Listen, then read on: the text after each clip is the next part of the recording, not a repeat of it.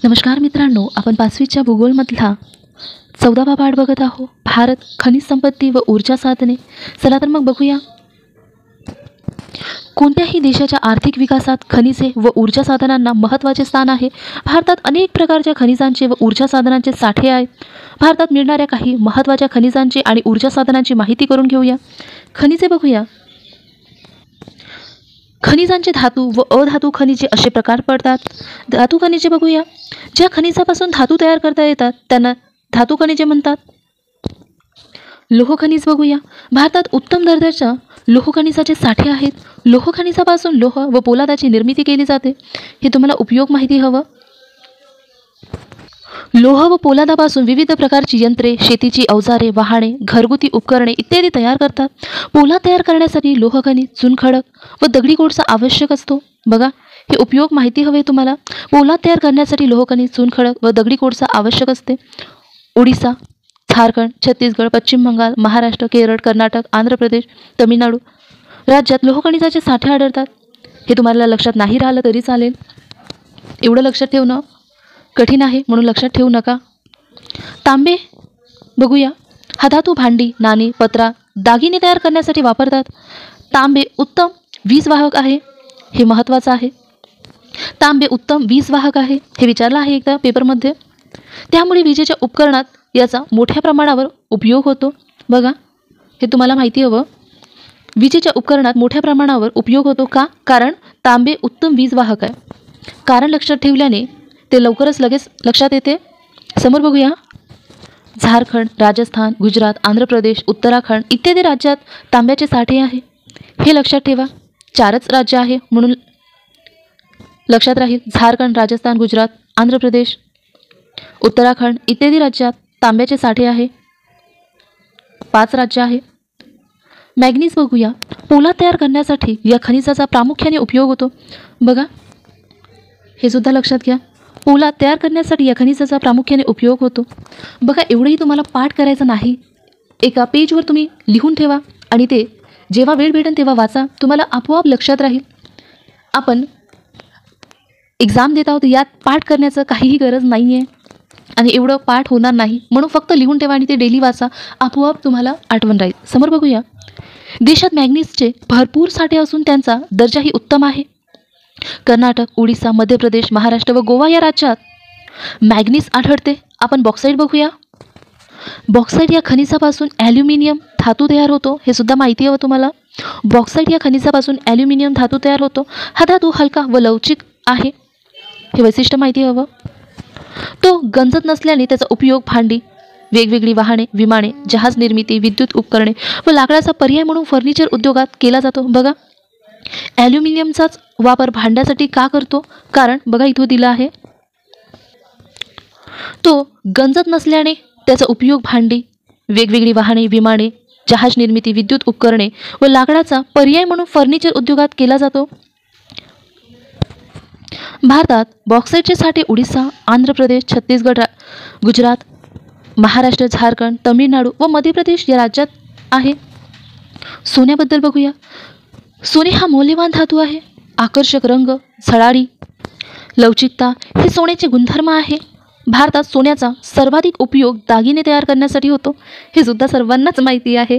भारतात सोन्याचा सर्वाधिक उपयोग दागिने तयार करण्यासाठी होतो. भारतातील सोन्याचे साठे मर्यादित आहे. बघा, भारतातील सोन्याचे साठे मर्यादित आहे. देशात कर्नाटक व आंध्र प्रदेश राज्यात सोन्याचे साठे आहे. हे तुम्हाला महत्त्वाचं माहिती पाहिजे. देशात कर्नाटक व आंध्र प्रदेश राज्यात सोन्याचे साठे आहे. अधातू खनिजे बघूया. ज्या खनिजापासून धातू तयार करता येत नाही त्यांना अधातू खनिजे म्हणतात. अभ्रक, जिप्सम, चुनखडक इत्यादी अधातू खनिजे आहेत. फक्त एवढंच लिहा. अभ्रक, जिप्सम, चुनखडक हे अधातू खनिजे आहे. अभ्रक बघूया. बघा, अभ्रक. भारत हा जगातील प्रमुख अभ्रक उत्पादक देश आहे. हे माहिती हवं. भारत हा जगातील प्रमुख अभ्रक उत्पादक देश आहे. भारतातील अभ्रकाचा दर्जा चांगला आहे. हे सुद्धा माहिती हवं. अभ्रकाचा उपयोग विद्युत उपकरणे, औषधे व रंग उद्योगात करतात. भारतात आंध्र प्रदेश, झारखंड, बिहार व राजस्थान राज्यात अभ्रकाचे साठे आहे. जिप्सम बघूया. जिप्समचा उपयोग सिमेंट व रासायनिक खते तयार करण्यासाठी होतो, हे माहिती आहे. व उपयोग सिमेंट आणि रासायनिक खते. राजस्थानमध्ये जिप्समचे साठे जास्त आहे, हे सुद्धा महत्त्वाचं आहे, एक विशेष माहिती आहे म्हणून. त्याशिवाय जम्मू व काश्मीर, तमिळनाडू इत्यादी राज्यात जिप्समचे साठे आहे. समोर बघूया, चुनखडक बघायचं आहे. बांधकाम उद्योगामध्ये सिमेंट तयार करण्यासाठी व लोहखनिज शुद्ध करण्यासाठी चुनखडक वापरतात. बघा, चुनखडक कशासाठी वापरतात? लोहखनिज शुद्ध करण्यासाठी. बांधकाम उद्योगात व सिमेंटमध्ये तयार करण्यासाठी वापरतो, हे सर्वांना माहिती असते. पण लोहखनिज शुद्धी करण्यासाठी वापरते, हे सहसा माहिती नसते, म्हणून हे महत्त्वाचं आहे. बघा, चुनखडक बांधकाम उद्योगामध्ये सिमेंट तयार करण्यासाठी व लोहखनिज शुद्ध करण्यासाठी चुनखडक वापरतात. मध्य प्रदेश, महाराष्ट्र, तमिळनाडू, ओडिशा, कर्नाटक राज्यात चुनखडक साठे आढळतात. याशिवाय ॲस्बेस्टॉस, सैंधव हिरे, युरेनियम, थोरियम ही उपयुक्त खनिजे भारतात आढळतात. खनिजांचे साठे मर्यादित असतात, ती सर्वत्र सहजरित्या उपलब्ध होत नाही. खनिजे वापरल्यानंतर संपतात, त्यामुळे खनिजांचा आवश्यक तेवढाच वापर केला पाहिजे. ऊर्जा साधने बघूया. ज्या साधनापासून ऊर्जा मिळवली जाते त्यांना ऊर्जा साधने म्हणतात. ऊर्जा साधनाचे पारंपरिक व अपारंपरिक ऊर्जा साधने असे वर्गीकरण करतात. पारंपरिक ऊर्जा साधने बघूया. मानव ऊर्जा निर्मितीसाठी ज्या ऊर्जा साधनाची वापर पूर्वीपासून करतो आहे त्यास पारंपरिक ऊर्जा साधने म्हणतात. बघा, पारंपरिक ऊर्जा साधने कशाला म्हणतात? मानव ऊर्जा निर्मितीसाठी ज्या ऊर्जा साधनाचा वापर पूर्वीपासून करतो आहे त्यास पारंपरिक ऊर्जा साधने म्हणतात. लाकूड, कोळसा, खनिज तेल व नैसर्गिक वायू ही अपारंपरिक ऊर्जा साधने आहे. कोळसा बघूया. प्राचीन काळी भूहालचालीमुळे वनस्पती गाडल्या गेल्या, त्यावर दाब व उष्णतेचा परिणाम होऊन त्यातील कार्बन द्रव्ये शिल्लक राहिली, त्यापासून कोळसा तयार झाला. पश्चिम बंगाल, झारखंड, ओडिशा, छत्तीसगड, मध्य प्रदेश, महाराष्ट्र या राज्यात कोळशाच्या खाणी आहेत. याशिवाय जम्मू काश्मीर, मेघालय, तमिळनाडू या राज्यात मध्यम व कमी प्रतीचा कोळसा सापडतो. आपण खनिज तेल व नैसर्गिक वायू बघूया. भूहालचालीमुळे दबल्या गेलेल्या वनस्पती व प्राण्यांच्या अवशेषांचे विघटन होऊन खनिज तेल व नैसर्गिक वायूची निर्मिती होते. बघा, खनिज तेल व नैसर्गिक वायूची निर्मिती कशी होते? भूहालचालीमुळे दबल्या गेलेल्या वनस्पती व प्राण्यांच्या अवशेषांचे विघटन होऊन खनिज तेल व नैसर्गिक वायूची निर्मिती होते. खनिज तेल व नैसर्गिक वायूचे साठे जवळजवळ असतात. बघा, हे लक्षात ठेवा, खनिज तेल व नैसर्गिक वायूचे साठे जवळजवळ असतात. काही ठिकाणी फक्त नैसर्गिक वायूचे साठे असतात. खनिज तेल शुद्ध करून वापरावे लागते. खनिज तेलाच्या शुद्धीकरणाच्या वेगवेगळ्या टप्प्यात मिळणारी उत्पादने आकृती क्रमांक 14.3 मध्ये दाखवली आहे. हे बघूया आकृती आपण. भारतात खनिज तेल व नैसर्गिक वायूचे उत्पादन आसाम, गुजरात, महाराष्ट्र या राज्यात होते. बघा, हे महत्त्वाचं आहे. 3च राज्य दिले आहे म्हणून महत्त्वाचं बनते. भारतात खनिज तेल व नैसर्गिक वायूचे उत्पादन आसाम, गुजरात, महाराष्ट्र, मुंबई या राज्यात होते. याशिवाय राजस्थान, आंध्र प्रदेश व महाराष्ट्रात नवीन साठे सापडले आहे. याबद्दल काही आकृती दिली आहे ते आपण बघूया. खनिज तेल शुद्धीकरणातून मिळणारी उत्पादने बघूया.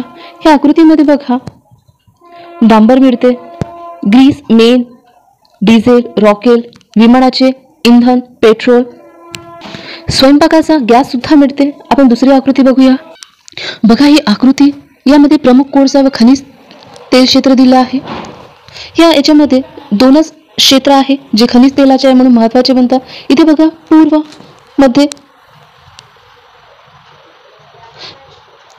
हा नुरमती, लाखानी, नहारकटिया ही एवढेच 5 नाव आहे. तुम्ही याला नेहमी बघा, या आकृतीला लक्षात राहील, यावर प्रश्न विचारला जाते.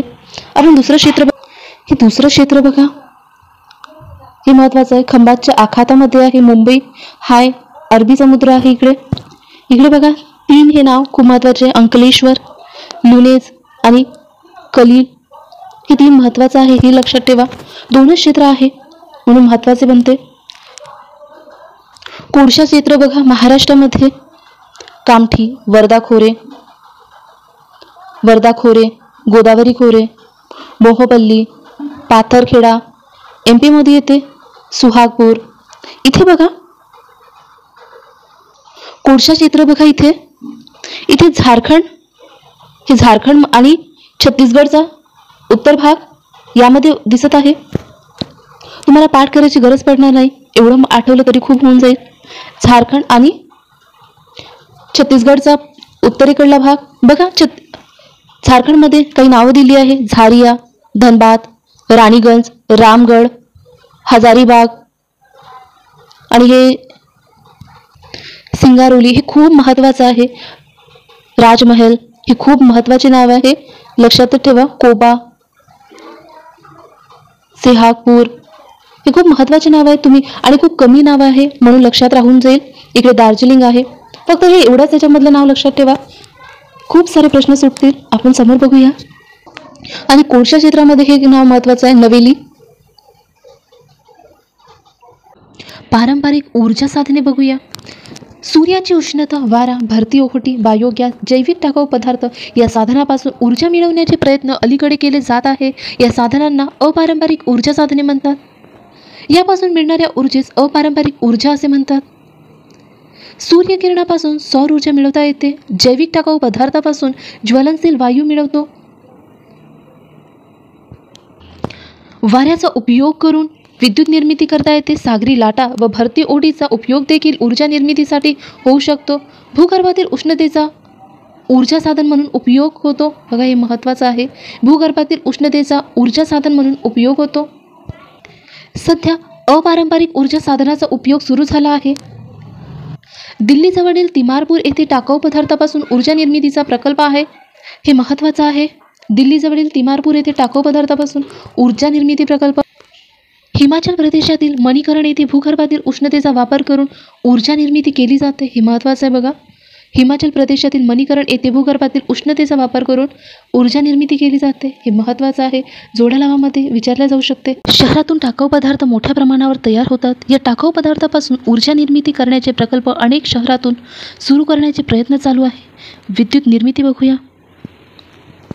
मोठ्या प्रमाणावर ऊर्जेची गरज असते तेव्हा वेगवेगळ्या ऊर्जा साधनाचा उपयोग करून विद्युत निर्मिती करणे सोयीचे असते. वीज निर्मितीसाठी पाणी, वारा, कोळसा, खनिज तेल, नैसर्गिक वायू व अणुऊर्जा यांचा वापर केला जातो. निर्मिती साधनावरून विजेचे जलविद्युत, औष्णिक विद्युत, अणुविद्युत, पवन विद्युत असे प्रकार करता येतात. जलविद्युत बघूया. जलविद्युत निर्मितीसाठी वर्षभर पाण्याचा भरपूर पुरवठा असावा लागतो.